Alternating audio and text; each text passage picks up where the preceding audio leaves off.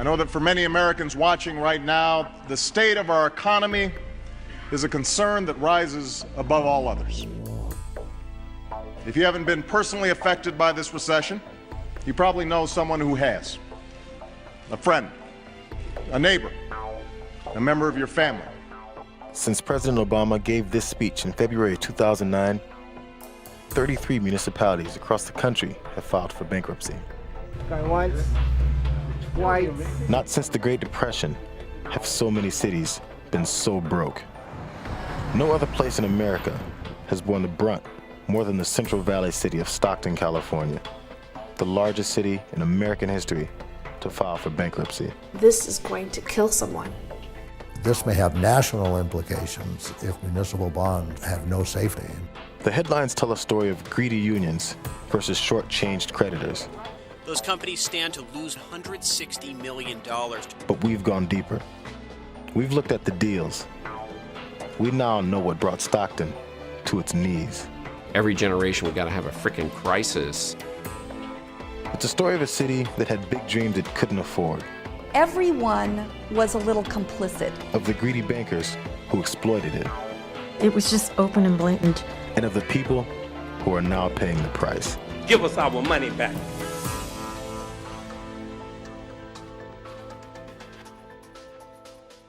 More than anything, this is the story of bonds, municipal bonds, and the many ways that drag the city into debilitating debts. Stockton now ranks 7th in the country for unemployment. Crime has skyrocketed. 2012 was a record year for homicides in the city. Coming to work here in Stockton, I mean, I've seen numerous homicides and other violent crimes. It has gotten worse in the past few years that I've been here. As Officer Ortez drives through Stockton streets on his evening beat, he sees the human cost firsthand. With 20% of the city below the poverty line, petty theft and drug-related incidents occupy much of his time, and the force is stretched thin. Since declaring a fiscal emergency in 2009, the city has closed fire stations. It has laid off over a third of its police officers. It has cut basic services to the bone, but none of that has been enough. On June 26, 2012, the City Council of Stockton, California, called an unprecedented meeting. Order. This is an important meeting. That day, in a closed-door session, the City Council had taken the drastic decision to file for bankruptcy. Now, in response, the people of Stockton poured into the town hall to vent their anger. I'd like to say to the council members and the city manager that your smirks and your disconcern and your lack of concern for us does not go unnoticed. The world is watching, thank God, so they can see that we are victims of a society that's failing us. Wells Fargo Bank kicked sand in the face of the city of Stockton. How many houses have they foreclosed on? How much money do they owe in taxes? My wish is for the entire city and country to yell fire. City workers, who had already voluntarily taken cuts, were furious. Now the pensions that police and firefighters had paid into for years were on the line. The decisions that you are making tonight are effectively throwing a grenade in my life and destroying everything that I've worked for. I am only one of many stories, as you heard. You sit up there every meeting and you pat yourselves on the back over how brave you are making these tough decisions. But you're not brave. Brave is running into a burning building. Brave is running towards bullets. Brave is standing up here and sharing your personal stories when you feel like your world is falling apart. Former 911 dispatcher Christina Prendergrass worked for Stockton for 17 years. She lost her health care when the city cut retiree benefits as it headed towards bankruptcy. I tried to make people listen. Everybody thinks, this is something that's promised to you, and they won't do that because you have a contract. But they did do it. Christina's life now revolves around how to get medical coverage for herself and friends in the same spot. Christina and former colleague Joni both worked on Stockton's demanding 911 switchboards until severe health problems forced them to leave their jobs. When the city declared a fiscal emergency last spring, their health care was cut off. And Joni has a daughter with a severe and potentially fatal heart condition who is no longer covered. So she can't be without medical. She'll die. For us as parents, not being able to provide for your children is more than you can stomach. But for her to know at 18 that she feels she's a financial burden to us, and that she's told us after her surgery last year, she said, you know, if I don't feel good, I'm not going to tell you because we can't afford for me to go to the hospital. This whole bankruptcy, the lawyers for the bondholders are now threatening to go after our PERS, which is our retirement. We don't have any other retirement. That's it. We don't have Social Security. So we've taken a huge pay cut. We've lost our medical benefits. And now you're trying to take our retirement. I have nothing left. Stockton is the largest city in American history to file for bankruptcy. Since the housing crash, the city has struggled to pay its bills, seeking to protect what little they had for essential services like fire, police, and safety. They sought protection through the federal courts. The creditors immediately came after Stockton, demanding the city honor its debts. Figuring out why this happened and what to do about it is now up to the new city council, including 22-year-old Michael Tubbs. It's very interesting to be the youngest city council member at a time when the city is bankrupt. Because a lot of people during the campaign would say, oh, he doesn't have enough experience, he doesn't know what he's doing. And our retort time after time would be, well, if we're the first city this size to be bankrupt, no one knows what they're doing, number one, and no one knew what they were doing back then, number two. Tubbs decided to run for office in his native city when he was still a student at Stanford University. Oprah Winfrey visited campus and was so impressed with Tubbs, she donated to his campaign. Now Tubbs agonizes over the tough decisions the council has been forced to make. You talk about we're making tough decisions, and I keep saying, well, nothing's tougher than cutting someone's health care that they thought they're going to get for the rest of their life, and they planned accordingly, and they retired accordingly. Stockton's debt has mounted quickly in recent years. Downtown has become a depressing place. I didn't realize how, I see this all the time, but it's like, damn, it's deserted. But the city's prospects weren't always so grim.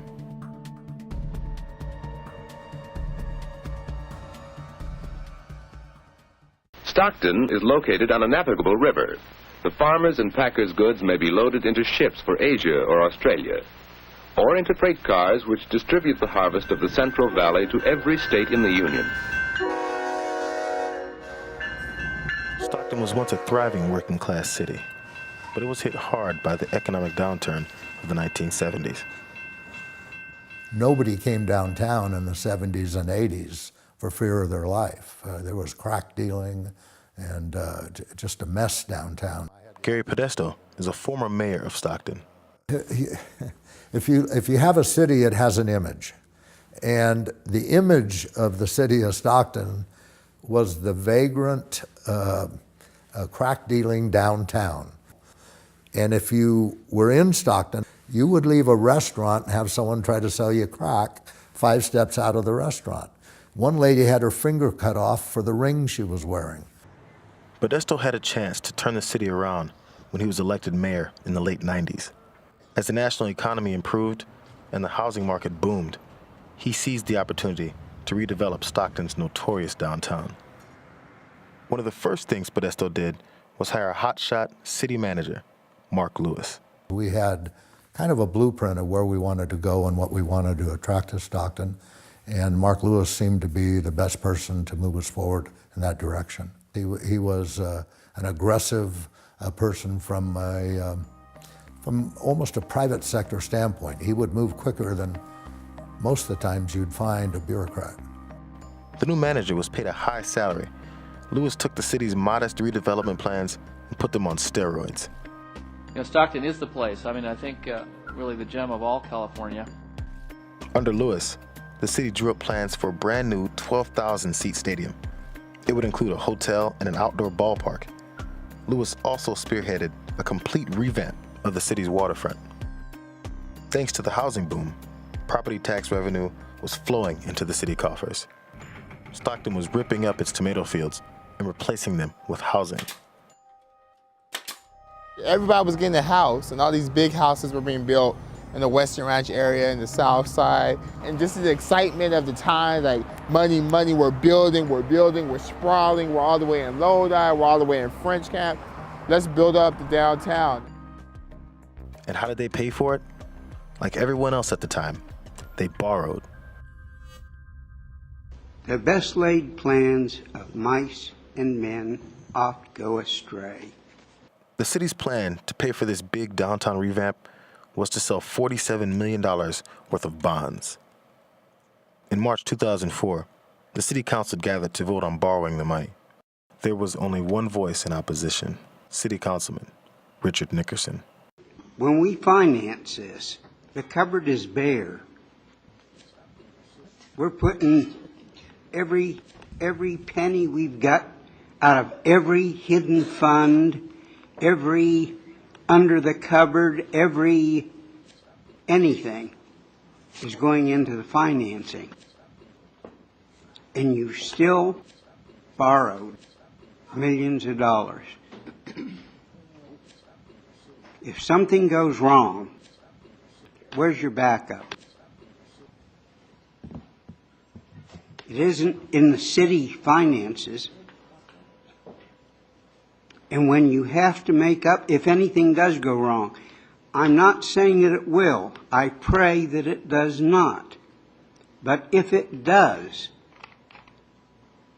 what are you going to do? Cast your votes. Only Nickerson voted no. Carries 6-1. Thank you all for being here. The bonds were issued within weeks. No one was particularly worried because city bonds are supposed to be safe. The actual bonds for the arena and the ballpark sold in one day. Traditionally, cities use bonds to pay for basic infrastructure, roads, sewers, bridges. As investments, these bonds have always been considered a safe bet for everyone, from little old ladies to Goldman Sachs. A bond is a promise by the government to pay you back, plus interest, no matter what. But this Stockton bond scheme was different. These bonds were being used to finance a high-stakes glamour project, the sports arena and hotel complex. If these did not bring in revenue, the city was in trouble. The general fund is the backstop. So if something goes wrong with the arena or something goes wrong with the bond, it's the general fund that has to come up and pick up the slack. Stockton wasn't alone in this redevelopment boom. 2005 was a record year for the municipal bond market. $408 billion worth of projects were greenlit by cities across the country. The decisions made in 2004 and 2005 were based on a very rosy view of the world. People weren't willing to sit there and say, this looks a little strange. Kit Taylor is the former head of the federal agency that sets the rules for bond brokers and the deals they make with cities and counties. He says the housing boom spurred on cities like Stockton to spend more than they should. Rising housing values are, quite frankly, a little bit like taking an alcoholic to a liquor store and saying, what do you want? Because they're sitting there looking at tremendous jumps in revenue. Stockton went on a spending spree and poured its bond money into rebuilding downtown. The dilapidated marina got a full makeover. Stockton purchased a new city hall building.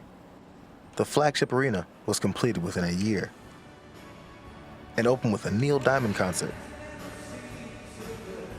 A concert that failed to draw the sellout crowds city fathers had hoped for. I think we have to look back at what was built. An arena was built, a marina was built, $1 million was spent on Neil Diamond. For a certain demographic of the city, none of that stuff matters nor resonates. Who cares? I'm trying to pay bills. I'm trying to survive. I'm trying to make it to the next day. For many, the extravagant vanity projects of downtown Stockton have become a monument to the city's incompetence. But who was selling Stockton on these deals that were too good to be true?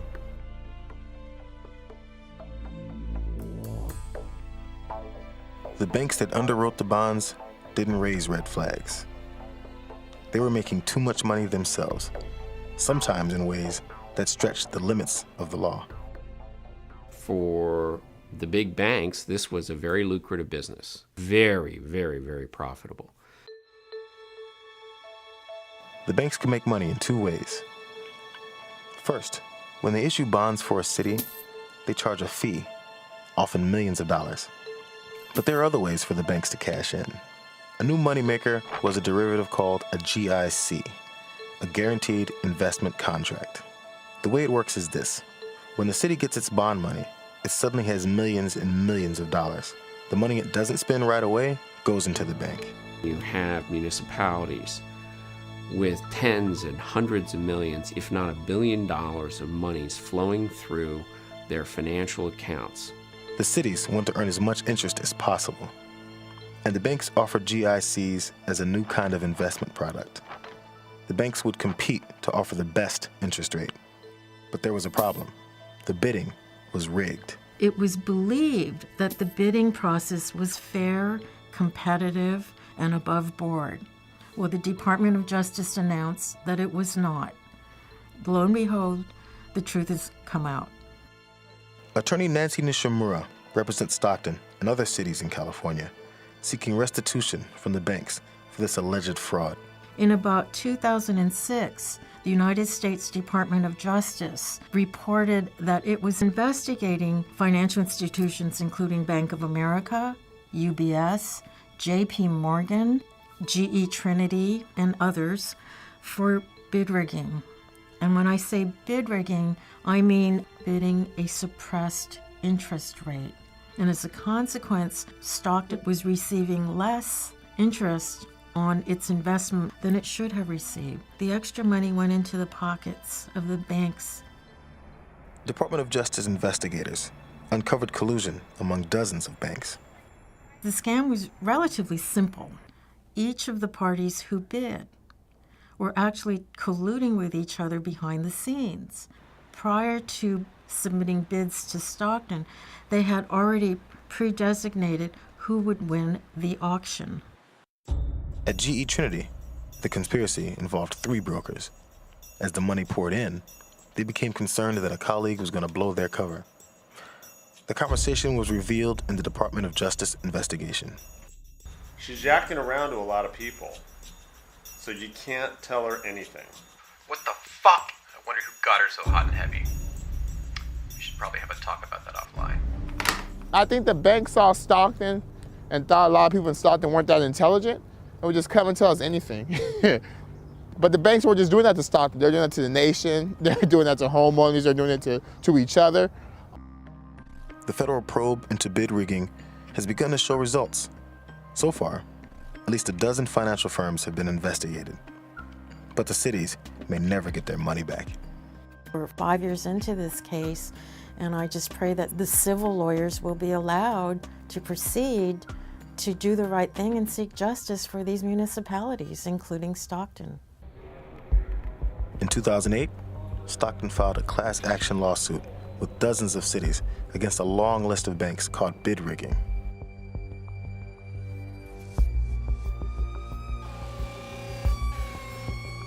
But by this time, Stockton had an even bigger problem on its hands: a pension crisis. Back in the 1980s and 90s, Stockton was paying its firefighters, police, and other city workers below average salaries.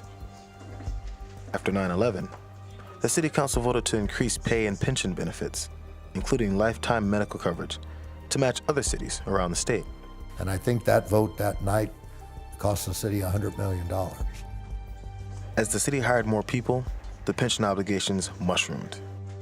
They really didn't have enough money to pay for everything. Marcia Fritz is an expert in public and private pensions. She says Stockton must stop being so generous. All it takes to get the city back to solvency is to take a haircut on these benefits, just like we have in the private sector. The generous benefits for firefighters, police, and city employees eventually caught up with Stockton. For years, the city had not set aside enough money to cover their growing pension obligations. In 2007, the city received a bill from the State Public Employee Retirement System, or CalPERS, for $52 million. Lehman Brothers stepped in, offering to bail the city out. They would underwrite a bond to cover the pension bill and give Stockton several years to pay it back. At the time, it looked like a good deal to local politicians. It's like getting a payday loan, and you're a politician or somebody that's sitting there saying, hey, I don't care. 5 years. I don't even know whether I'll be elected 5 years, but I do know I got the money today. And that's what Greece did, by the way, in hiding their deficit. Lehman Brothers pitched the city on issuing a new kind of high-risk bond called pension obligation bonds, or POBs.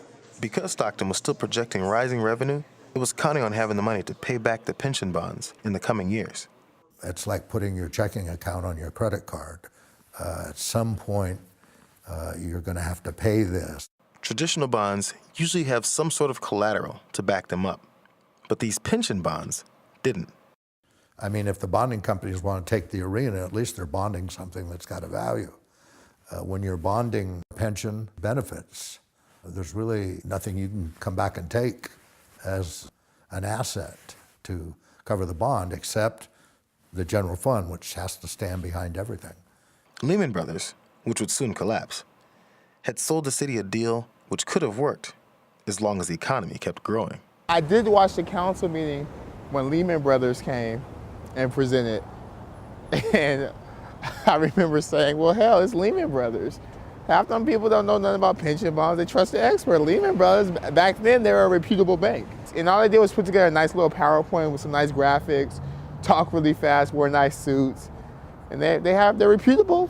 And look where we are now. Let's talk about the speed with which we are watching this market deteriorate. We're down over 16%. The Dow traders are standing there watching in amazement, and I don't blame them. Because we're now down 43%. This could be the most serious recession in decades. The dominoes began to fall, and fast. Banks raised rates on adjustable mortgages. Homeowners missed payments. Stockton became the #1 city for foreclosures in the country. Property values plummeted. Millions in tax revenue disappeared from the city's general fund. A fiscal emergency was declared. Stockton stopped making payments on its bonds. On June 26, 2012, the City Council of Stockton declared bankruptcy, provoking fear and anger. Order. My name is Gary Jones. I'm a medical retiree. I ask you for patience. I have a brain tumor that's in my speech center. Gary Jones was a Stockton police officer. I just want to get out there that, people, if I lose this medical, for me, it's might as well be a life sentence. When I received information that I had a brain tumor, way back, I had been on a SWAT team way back then, all that good stuff, thought I was immortal, and you get a phone call that something like this changes your life instantly. Mr. Jones, thank you. Your time is up. We appreciate your comments. I'd like a couple more minutes. Thank you. Thank you. We talk about this with people all the time, is that this is going to kill someone. It's not going to make it uncomfortable for them. It's not going to cut off their Starbucks run. It's not going to prevent them from going to Tahiti. It will kill someone.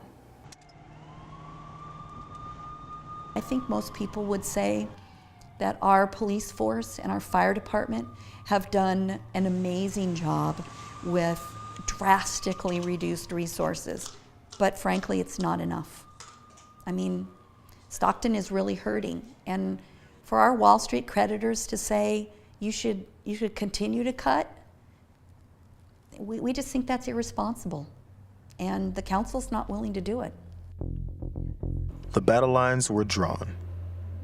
Stockton went to federal bankruptcy court to seek protection from its creditors. The lawyers for the bondholders were demanding to be paid back and picked over the city's books for anything of value.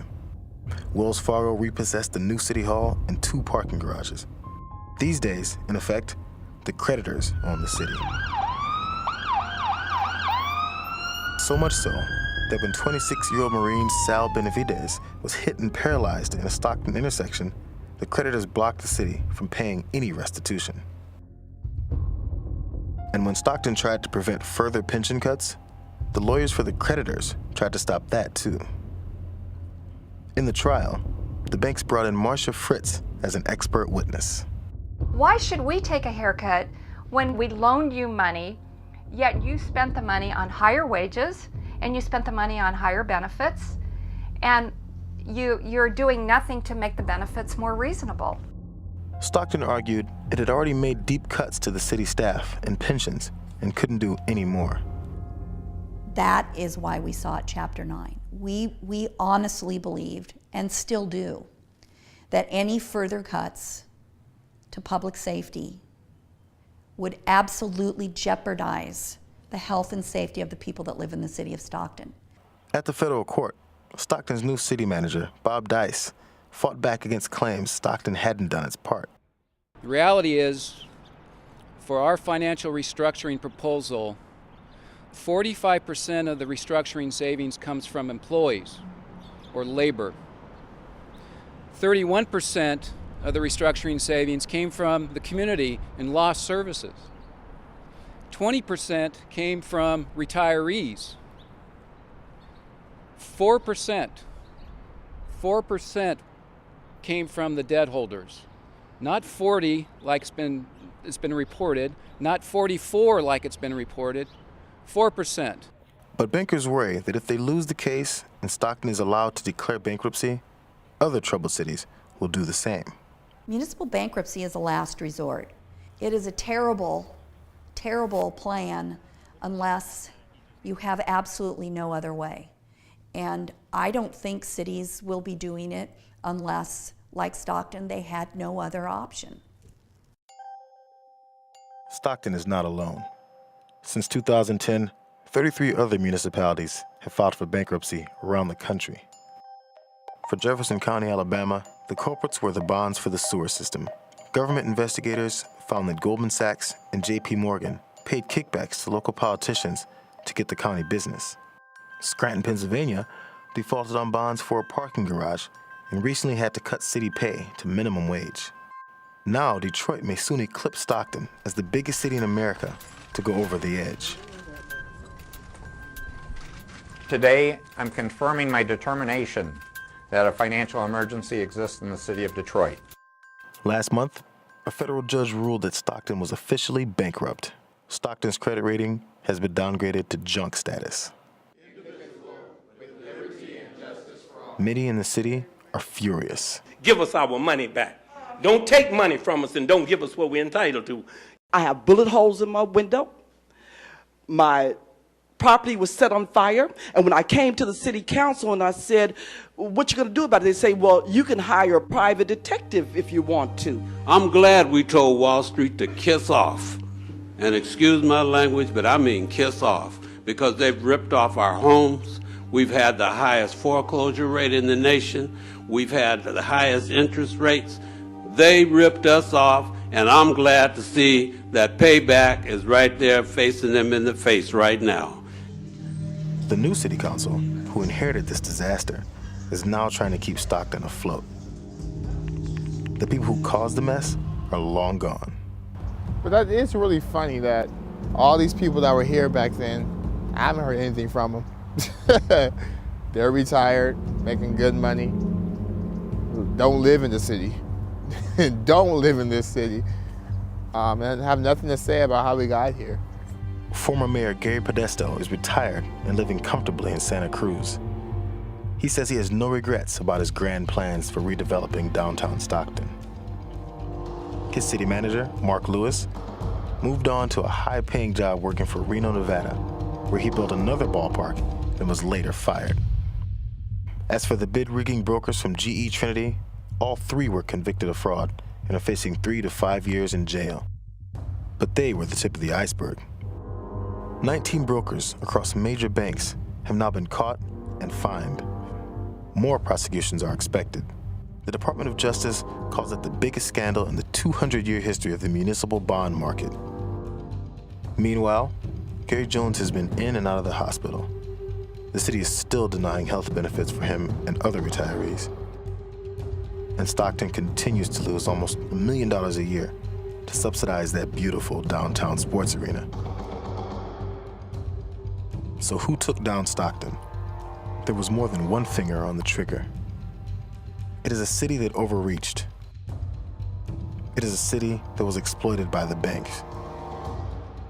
And, like many communities across the country, it was a city that believed the good times would last forever. Until it was too late.